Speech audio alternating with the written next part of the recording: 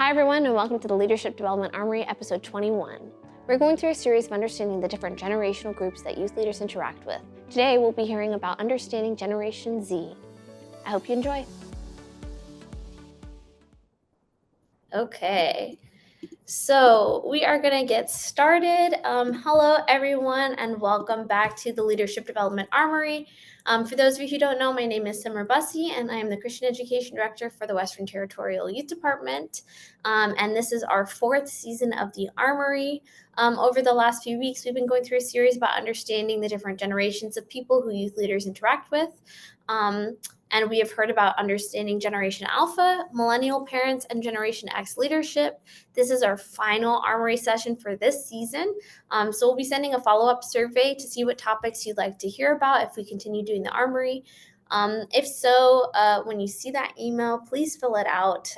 We really appreciate your guys' feedback. As a reminder, our overall objective for the Armory is to create a space for diligent learning in order to develop and equip youth leaders. We want this to be a safe space to learn new things, ask questions, and make connections with fellow leaders in the Salvation Army. Today's presentation is titled Understanding Generation Z, and it will be with the lovely Sarah Stilson. Sarah is a fifth-generation Salvationist and has gone to Pasadena Tabernacle her entire life. She's been doing youth ministry for about 25 years. She worked in the Southern California Youth Department for 4 years before becoming the core ministry assistant at the Pasadena Core for the last 5 years. She was also part of the Forged program at Asbury University, and this is a 2-year youth leader intensive program. It's a connection between Asbury University and the Salvation Army, and this is where you meet in a cohort and learn about different strategies of youth ministry. You learn more about self-care as a youth leader, and you can connect with other youth leaders around the nation. So if you have any questions about Forge, you can ask Sarah during this time, or you can send an email to Major Emmanuel or Alyssa Covert, who I think is kind of the person in our department for it.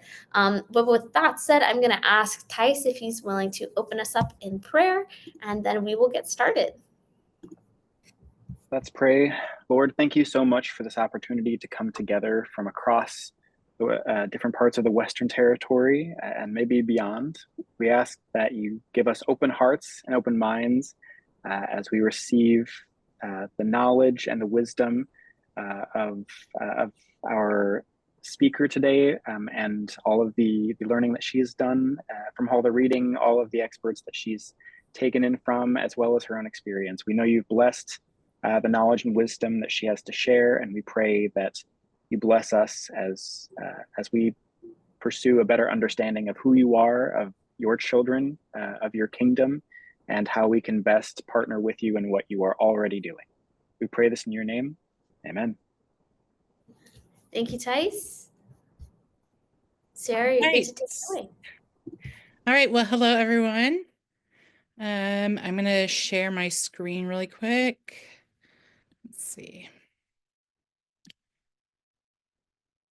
All right. So I think the biggest thing when I was going through this, the biggest thing about understanding a generation or understanding anyone is getting to know who they are, right? They were born from 1987 to 2012. Now, this kind of is a rough estimate.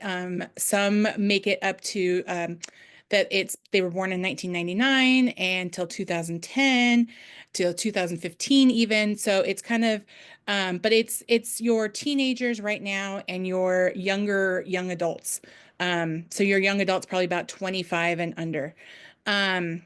They are sometimes nicknamed screenagers or iGen, because this generation grew up with smartphones, social media, streaming TV. They're not watching live TV anymore. Nearly 99% of them own a smartphone or have access to one. They are also the first generation to be actually raised by parents who were on screens. So it's a very different generation we have going right now. And it's unlike any we've seen before, obviously. I will say, before I continue in this presentation, if you guys have any questions, shout them out. I'm more than happy to have this be an interactive presentation and not have to be my voice the whole time. So go ahead, because I feel like we share and we learn from each other and each other's, you know, experiences. So if you have any insight or anything that you would like to share about any of these, feel free to, you know, to shout it out. So, Gen Z's perspective. So I was looking it up, and they are the largest and most diverse American generation yet. And if you think about it, that makes sense, right? Because they're coming down the generations, it's going to be the biggest generation. But they are ethnically diverse. They are socio diverse. It's a very, very diverse generation. The cool thing though about this generation is that they are very, very, um, they tend to be inclusive and open-minded. They welcome diversity. They like that not everyone's the same. They like to, you know, challenge and have all the diversity they can in a group and not be all of the same. This will come up in several of my slides. I'm saying actions equal words, or in other words, authenticity. That is the biggest thing for this generation is authenticity. They don't like fake, and sorry, my lights are falling. They don't like fake, and they will see through fake right away. So they like to see authenticity. So by actions equal words, what I mean is they don't like you to say something and then see it. They like your actions. That's what they will see. When you do something, that's what they'll see, and that's what they'll take for the truth of or for how real you are. Now this comes up a lot in brands nowadays. You've seen a lot of people have like boycotted different brands and stuff, and this generation is one that will lead that cause for boycotting different brands for if they are not diverse, if they are leaning towards one side or another, if they just don't, they don't like what that brand stands for, they will see that and they will boycott that brand.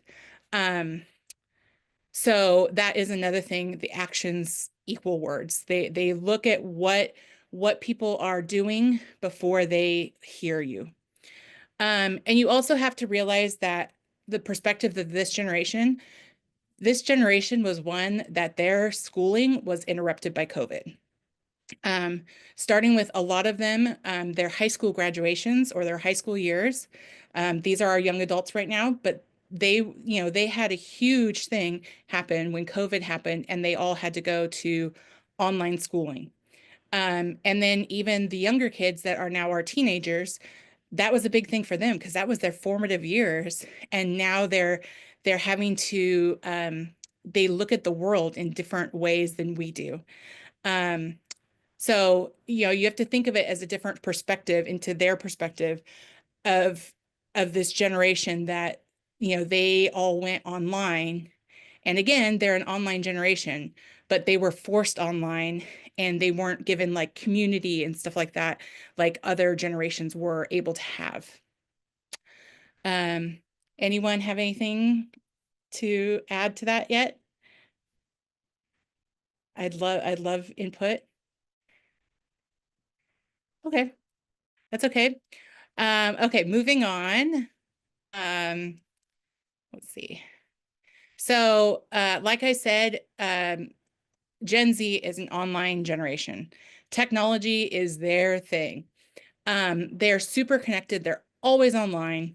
They're, like I said, their online life is the real life. They look for authenticity. They don't like fake things happening online. If whatever they see online, they think that that's real life. And super connected, like quick Googlers and YouTubers. I'm thinking about, in my own youth group, I have a high school and junior high youth group. And, if we're sitting around and we have a question about something, or, we are talking about something, we're like, oh, what about that or something? They're like instantly on their phone, Googling it and figuring out like what the question is. And it's crazy, like how the internet is literally at their fingers. Like they just, open up their phone and they go and look for things. They're also YouTubers where they're not people that will um, like they'll go on YouTube to try to figure things out themselves, to teach them things, because there's so many influencers now that do DIY videos and stuff. And so if you don't know how to do it, they'll jump on YouTube and figure that out. Some of their favorite platforms, obviously, we're old if we are on Facebook. That is just not a thing anymore. But their favorite platforms are TikTok, YouTube, which I kind of find interesting that YouTube is such a big platform. I honestly, I will say I do not know everything about Gen Z, and I don't know everything about YouTube. I know that they do like lots of different things on there that I don't even understand, because I would think YouTube is just videos that you just open up and watch, but they have influencers on there and all the and like communicate stuff through there, and it's crazy. But there's Instagram. Obviously, Instagram is a huge big one right now. And then I was looking it up, and even though Twitter is kind of an old thing, right? Twitter has now become X, and these Gen Zers are increasingly going on X. And they also draw their own ideas from what these influencers and what people put on their X feeds. I think that's the right word. That they will draw their conclusions from those. Oh, I see there's a chat thing. Let me see.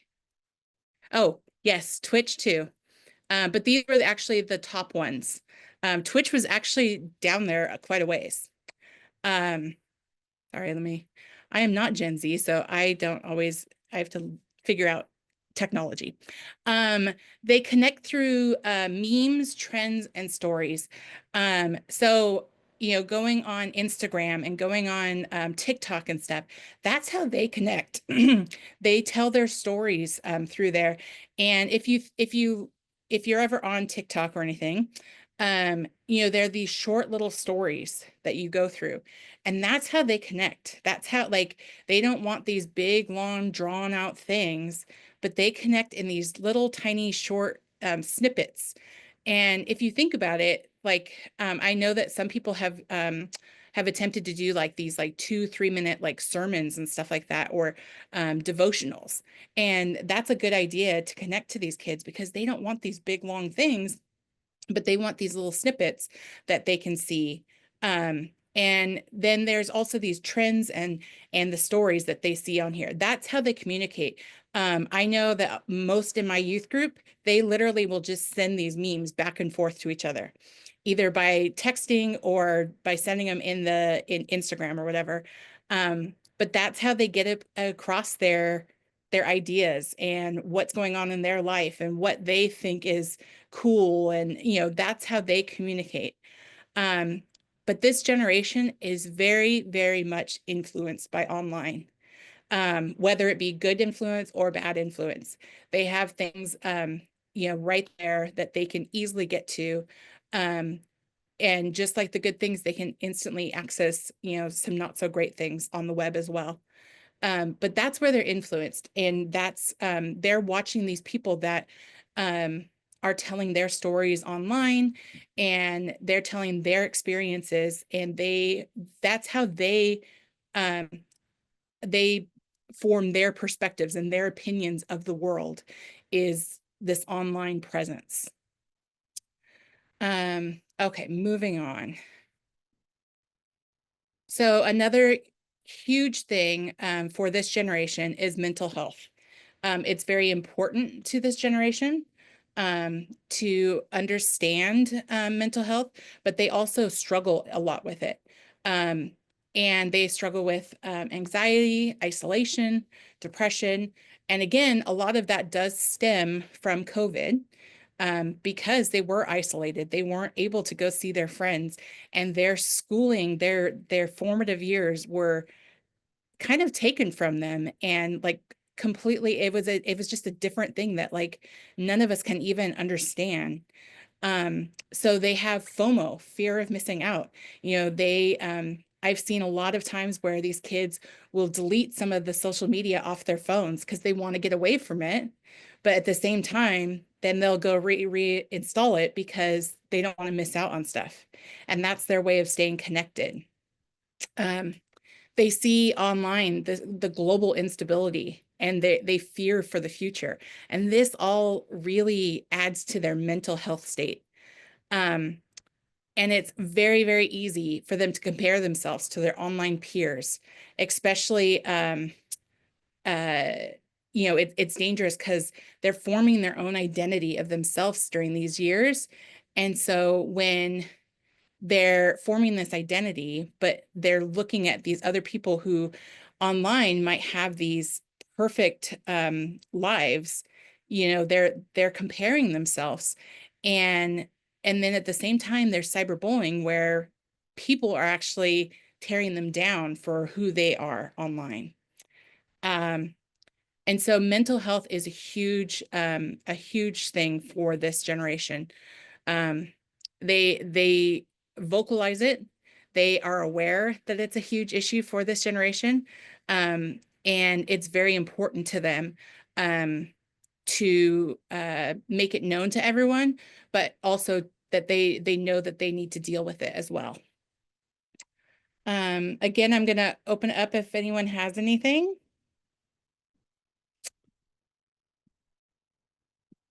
Oh, okay. So their faith. Again, like I said, the huge thing with this generation is authenticity. When we're talking about their faith and really helping them figure out their faith is be real. You're not going to be perfect. None of us are perfect, but be real and authentic to them because they're going to see through it. If you don't get anything else from this presentation, it's this generation will see through fakeness. Create spaces for deep and honest questions. It's interesting because in our youth group, again, I said I have a junior high and a high school youth group together. And sometimes they can be kind of like you guys are being right now, where it's completely quiet, right? No questions. But then sometimes when we least expect it, like they'll have these really deep questions and we'll get into some deep conversation. And it's really just important to make sure we have that space that they feel comfortable, that they know that they're safe, that they can ask anything. Because the world's a scary place, right? And again, they're trying to understand the world and, through the lenses of this technology and stuff. And it's hard to figure out what's real and what's not. And they're trying to get this idea for themselves. So it's really, really important to create those spaces for deep and honest questions. Use stories and visuals and testimony to help them understand. They like visuals, right? That is what online is. Like I said, they use memes and they use these like short, stories and stuff like that to communicate with each other. So use some of those to help them understand, but ultimately stick to the Bible because sometimes those things can get in the way and start to kind of clutter what you're really trying to get across. So really ultimately stick to the Bible when you're trying to talk to them about their faith. Community is something that they really, really crave. Again, COVID kind of took that away from them. They got online community, which is great that they were able to figure that out. But again, it's not the same as like this picture depicts, sitting in a living room, just around some food and fellowship, which is what the Salvation Army is known for, right? We always eat at things and we always have fellowship. And so these kids and these young adults, they really crave community, just being with each other. Sometimes I realized that I even overprogram our youth nights where the kids just want to be with each other and just talk with each other, find out what's going on with in their day-to-day lives, even though most of them see each other at school, but it's not the same as just being together like in a different kind of setting. um and then reading all these, I read a bunch of different articles and stuff about the Generation Z. Um, and they want to make a difference in the world and share their faith. They are not afraid to make themselves known. Um, but we have to let them, right? Sometimes we can hinder them from sharing their faith and from actually being a part of it because we say, oh, you're too young, or you're not ready. But we want to really foster those things, and we want those kids and those young adults to share their faith with the world. um, and we really want them to go out into the world and make a difference. um, I read several articles where it talks about that you know, um, religion, it has gone down quite a bit in this generation, and that they're saying that they are kind of just not anything, that they're not Christian, they're not atheists. It's just kind of a I don't care kind of area. Um, and it's interesting though, because several people that were looking at reading, doing these studies, realized that a lot of them in this I don't care kind of area were really looking for something. They just didn't have that something. And we want to be that something for them to be real and to share the Bible with them, share the truth with them.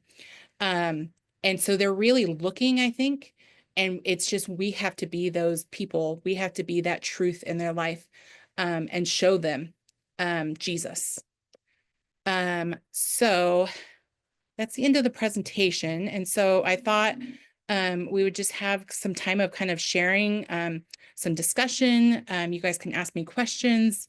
I want to kind of know, like, are any of you leading groups for this age range?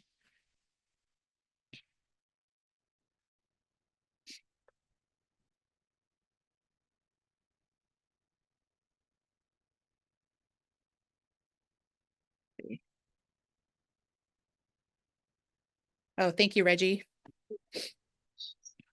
You guys can unmute yourselves and actually, you don't have to do it in the chat. I know this generation, like we're in a Zoom kind of generation, but I like people talking. Um, So yes, I have a question. yes. Um, how would you be able to deal with,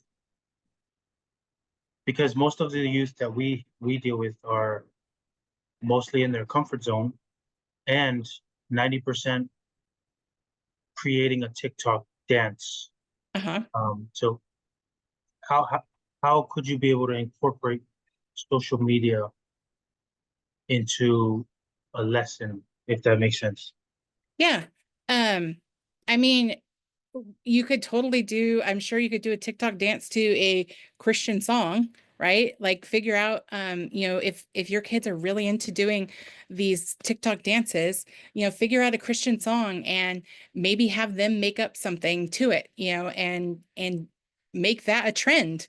Um, I've also used social media for on Instagram. I try to really communicate with the kids during the week with that.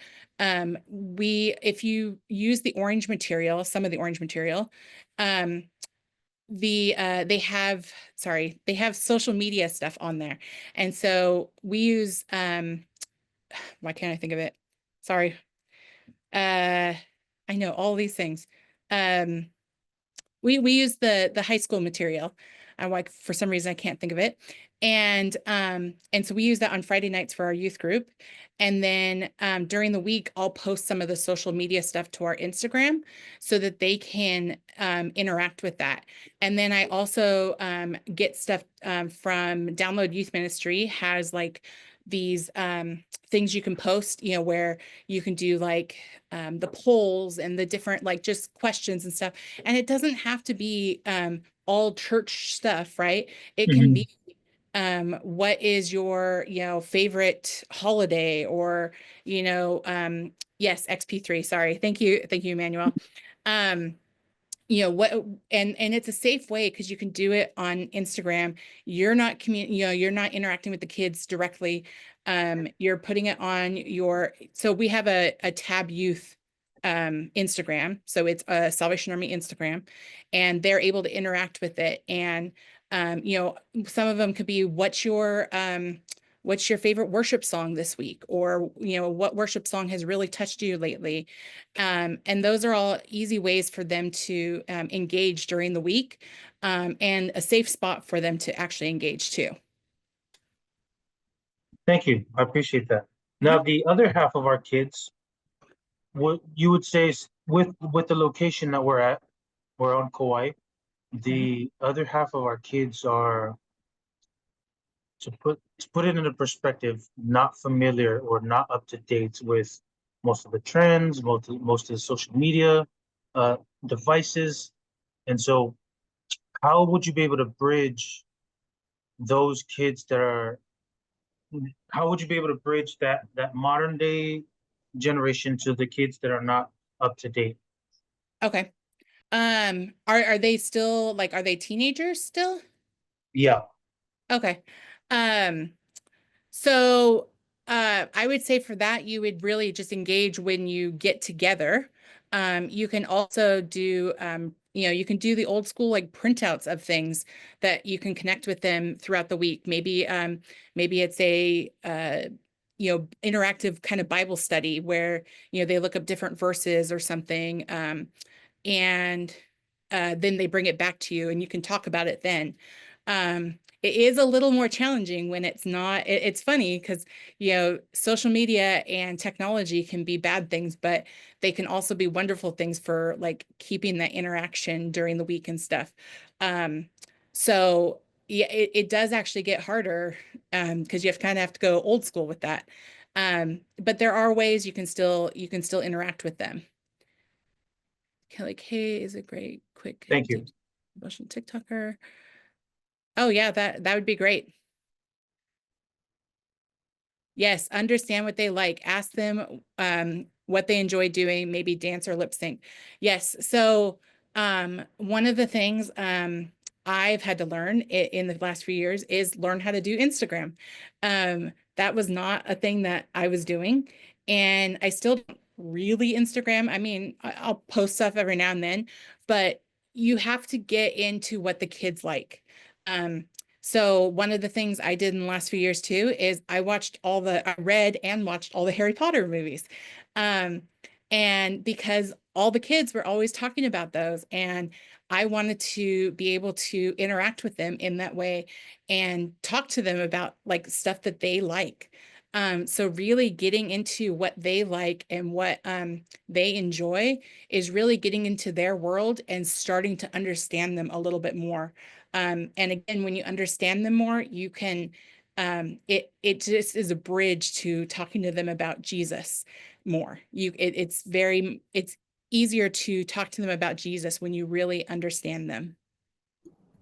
I think too, like it's a bit of a balance, right? Of being able to like, because there's that authenticity side, right? Of being able to say like, hey, these are the things that like I'm really passionate Yep. about, right? And like being able to introduce them to maybe some of the more like old school things, like the old Yep. school Sunday school songs and like the things that you're really passionate about, right? And like being able to not just like adjust yourself to kind of like be able to speak their language, but to also teach them your language, right? Because it's like, if you think about it, like, if one person's doing all of the work, then it's not like, you know, a relationship, right? So, like, being able to find that balance between saying, like, hey, like, I'm really passionate about like this type of game, or like I used to watch Survivor and you guys should watch this show Yep. too. Like being able to like express like your personality as well, like who you are, like authentically, like who I am, like these are the things I really like. But then also like, hey, I'm willing to like listen and to try out your things as Yep. well, right? Like they respect that. And then there's this mutual respect between each other's interests and differences, because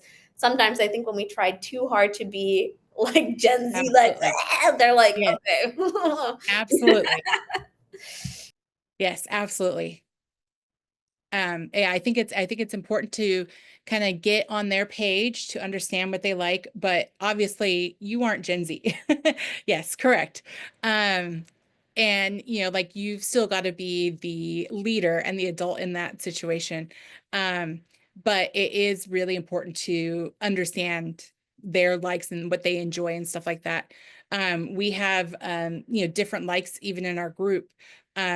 And so we try to do some of what each of them like, like we don't always go to the gym and play all the sports because we don't have all the sporty kids, right? And things like that. And so really, letting them be who they are. Um, and sometimes when you have planned a lesson, sometimes it goes completely a different way. And that's okay. Sometimes like you've planned it, you think this is how it's going to be, but they kind of have other ideas in a good way. They might have deeper, questions about one of the topics, and it just kind of sidetracks everything else, and you just focus on that one thing. And that's okay.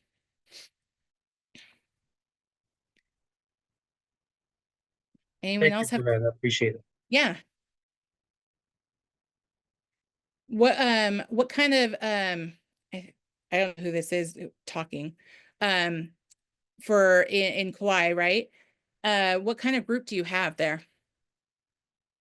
We mostly have a Marshallese community, a group of kids, and the other half that I was speaking about in the later part, most of them do travel from Marshall Islands Uh-huh. and they come to our course. So navigating on how to bridge modern day trends to to teach and guide the new kids that come in do play a bit of a difficult in that Yeah, situation because they may not be into it, or that's not what they like, or they have different interests in mind. definitely. So understanding how to safely navigate that.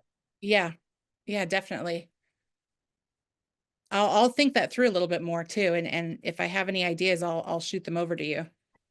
Yeah, and that was going to be my next question, but I think Summer answered it. 'Cause I was going to, how could I be hip or how could I be rad? I know. So my sister does the youth ministry with me, and she's 7 years younger than me. And I feel like sometimes she's the hip one and I'm the not so hip one. Um, and like we said several times, it's good to like really get into it. And like, sometimes you might get in and like, run around and do these TikTok dances with them and stuff too. And that's totally okay. But it's okay that you're not the hip one either, because you're the leader, right? But allowing them to be in that place where they can still be themselves is important. Oh, yes. I could totally picture Captain Jillian doing all the TikTok dances, because I know at Sac Citadel they have a lot of Marshallese kids and they do TikTok dances together. I think too, it's like there's a difference between being cool to the kids and being respected by them, right? Yes, And it's like I always like joke with my kids because I volunteer at the Torrance Corps, and I'm always like, I'm not cool. I'm not the cool kid. Like I have never been the cool kid, and like that's just who I am.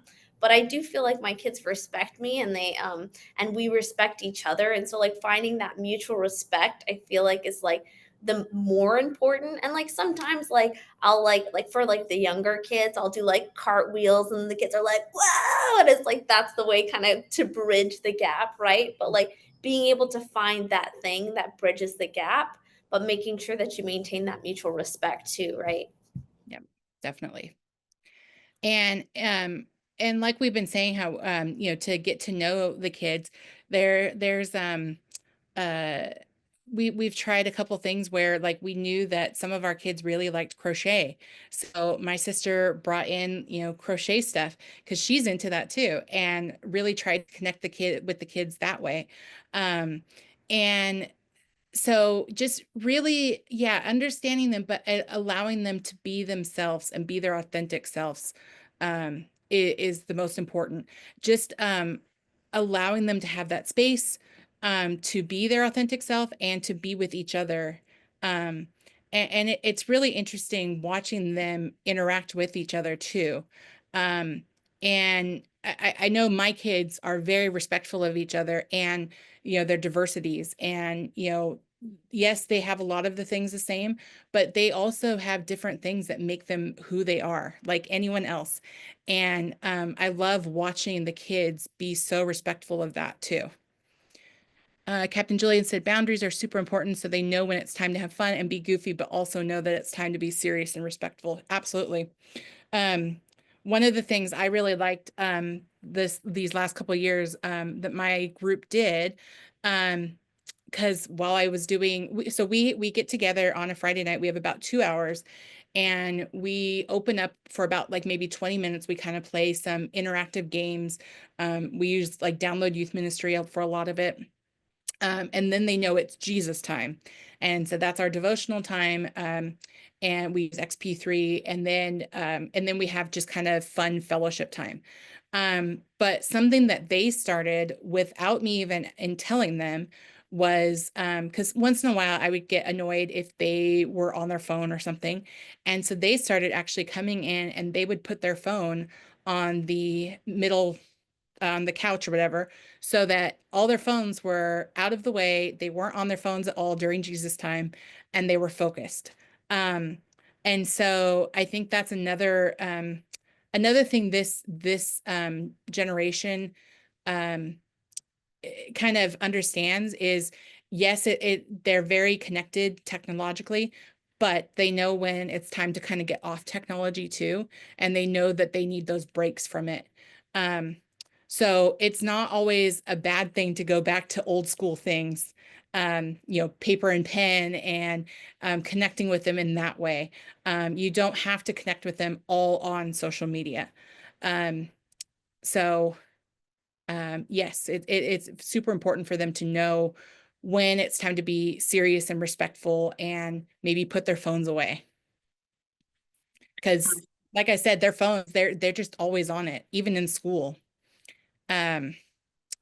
Boundaries are consistent. Even if you set a boundary, maintain it. Otherwise, it won't hold the weight you want it to. Absolutely. Yep. I do have a question. Uh-huh. I'm up here in Alaska, and so this age group is like our teens, but also our young adults, right? Yep.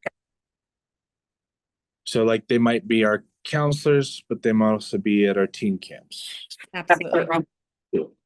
So for this summer, we divided our teen. It's more like a logistical reason, but we divided up our teen camp into a girls' teen camp, and it's going to have like the brave approach to it. Yeah. And then the boys are going to go on a trip to go fishing in the river, the Kenai River. So that's like a whole separate thing. But when I'm talking with them, when we have those moments, I'm just imagining and just let me know what your thoughts are to make these times more effective. But like programming in just moments, like downtime moments for the time to either before or after like a program that we have planned for them to kind of digest or just chat or fellowship, because there'll be a lot of that opportunity there if we just don't over program for it. Right. Is that kind of something to consider? What are some gender considerations is really what I want to get to with this age group, boys, girls. Is there a difference? Isn't there? Yeah. I don't see much of a difference of them being on their phones. Um, there's definitely a difference of what they're maybe doing on their phones. I know that girls will look more at like all the trends and stuff like that, the fashion and all, and they are more apt to be looking at kind of how people are dressed and comparing themselves, right? And the boys, I think the boys actually are just sending memes back and forth. At least that's from what I can see from our kids. But again, it's always good to kind of get away from that, especially since you'll be in person. Is there really doesn't need to be phones involved in there. So I think not over programming it and just having them have time just together. You can do some like discussion questions, maybe small groups, since I'm guessing it'll be somewhat of a larger group. Small groups are good because, you know, they can have, it's more of an intimate experience rather than a large group where you can kind of get lost in it. You just have to be careful because some aren't comfortable with smaller groups too. You know, some people like to get lost in that larger group.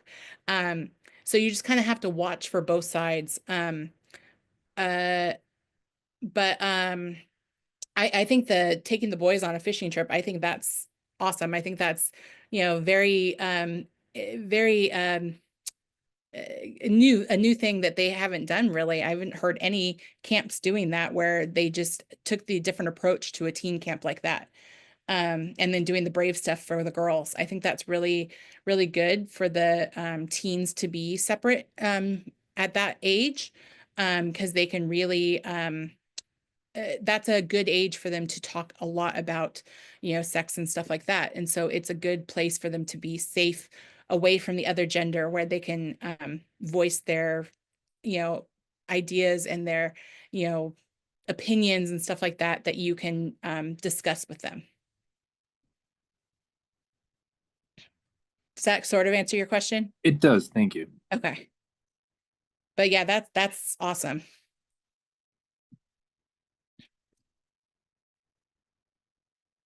So does anyone have any other questions?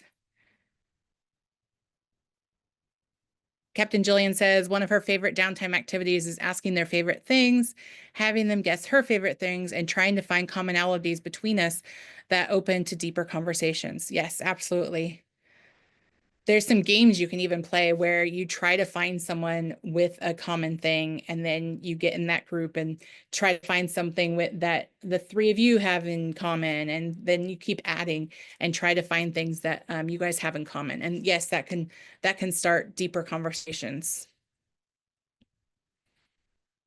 So yeah, when you're doing like some discussion questions and stuff, leave it very broad because it kind of gives the kids an opportunity to kind of lead the conversation where they want it.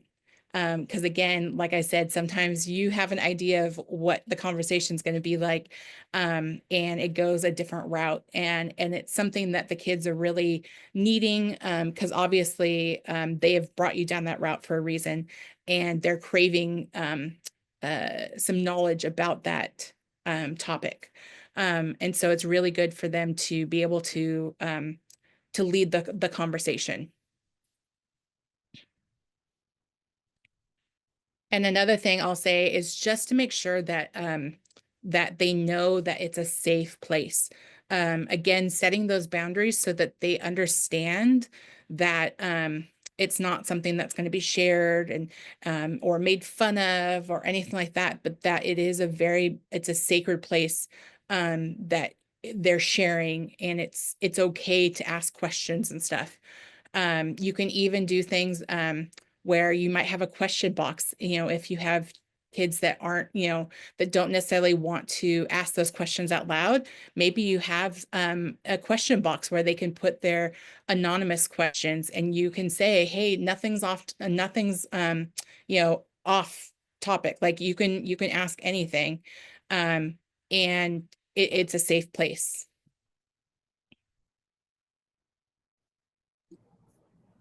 Sarah, do you mind if we quickly shift to hearing a little bit more about your experience with the Forged program? Sure. I mean, we can wait. Sorry. Ernie commented and said that he's had conversations to warn young people that while nothing is off the topic, that there will come a point where I will stop them. Well, Spare yeah, boundaries. obviously appropriate. Yeah. But I was talking more about they could ask a question and you could answer it. as long as obviously that it's an appropriate question. Yes. Yeah. So if you don't mind briefly sharing about your Sure. experience with the Forge program, and then if anybody has any questions specifically about the Forge Sure. program or even about Asbury, Sarah can answer those questions as well. So I was given the privilege of being part of the first cohort of the Forge program. And what it is kind of a real intensive for youth leaders. Like I said, like Summer said, I've been a youth leader for a long time. I started off as a Sunday school teacher and has just, grown from there. And so this was really a time I've been to many youth leader trainings, but this was a little bit different. It was so what we do is you go to Asbury in September, and it's like a kind of like a retreat for 3 days, and you go in September, then you go the following September, and then the May after that. So it's a 2-year program, and so you go over there, and while you're there, you interact with your cohort. So there was, I think there was 11 in our session, and then we had cohorts that mine was 3 people. And then we had a leader. She was our coach. And so it was someone to kind of check in with us for those 2 years, and bounce ideas off of, and really just to pray over us and to help us to kind of navigate being a youth leader. And a lot of the people that I actually were in my cohort with me had been youth leaders for quite some time as well. And the thing that I really liked was the second year, it really focused a lot on self-care, which I think is really important for youth leaders, because I don't think youth leaders get the self-care that we always need, because you're always focused into pouring into others. And even when you kind of get that chance to relax and maybe go to a, TYLC or something like that, you're still kind of thinking all these things through. And so this was really important in my youth ministry to understand that I had to, first care for myself to be able to keep pouring into others. The head of it, Brian, he actually showed an example of a cup of water. And if there was nothing pouring into it, right, then it wasn't going to overflow. And so it was showing how, we have to be poured into as youth leaders so that we have something to overflow into other people. So it was really good. We did have some homework. It kind of makes you think differently about some of your youth leadership, especially if you've been doing it for a long time. And so it was just a really good, it was a really good training program.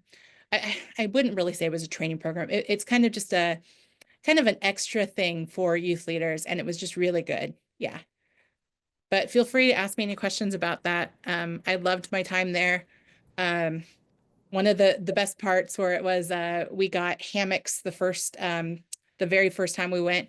And unbeknownst to me, apparently I was the only one that actually got in the hammock, and everyone else had fallen out, because it was supposed to be our time to be with the Lord and stuff. And so I was nice and quiet in my hammock and praying and being with the Lord, and everyone else had fallen out of theirs and was on the floor somewhere. So that was one of my favorite memories.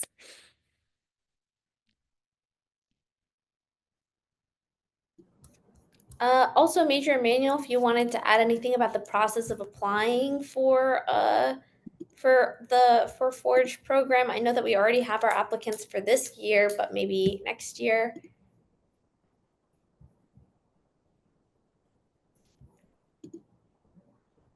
He may be doing drop-offs. Yeah, so Forge program's a great program, and you can apply through our department, and there are 2, I believe, applicants per each territory. So if you're interested, please take a look. It's on our website as well. Asbury's pretty great. Oh, Emmanuel said he can't unmute right now. Asbury is a pretty great school. I went to Asbury University. I love Asbury. The professors and just people there are awesome. So I would definitely recommend it. Any other questions about Forged, about youth ministry, just Generation Z? Any other questions? Are we gonna do Generation Alpha next? So we did already do Generation Oh, Alpha. It is missed it. on YouTube. Okay, cool. So you can go through and check it out. Explains Gen Alpha and Gen Z are very similar in a lot of ways, but I'm sure once that generation kind of forms a little bit more, we'll get a little bit more information that might show the differences as well.